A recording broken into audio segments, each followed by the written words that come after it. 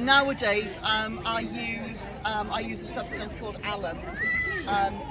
Sometimes I will use iron sulfate. Sometimes I'll use a bit of both. But the madder will give you red. The blue comes from a plant called woad. You can also get indigo. The yellow comes from a plant called weld, which actually grows wild in Kent.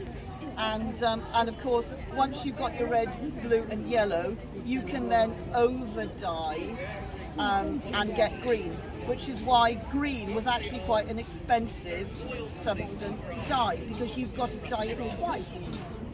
I especially love dyeing with the woad because it behaves a little bit like magic.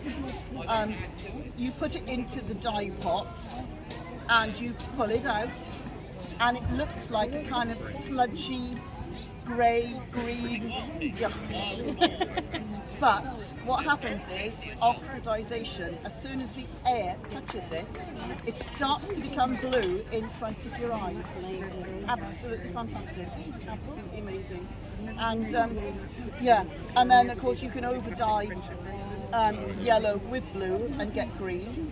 And that's why sometimes people that are interested in really old textiles and are maybe in museums or castles or houses, and they're looking at tapestries on the wall, and very often they wonder why there is so much blue in those tapestries. An entire forest might look like a blue forest, or all the leaves, shrubs, they look blue. That's simply because woad will last as a dye. It's very good.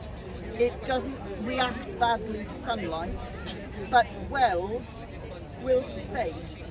So as soon as your green tapestry has got 400 or 500 or 600 years under its belt, that yellow will have gradually disappeared, and mostly all that's left is the blue.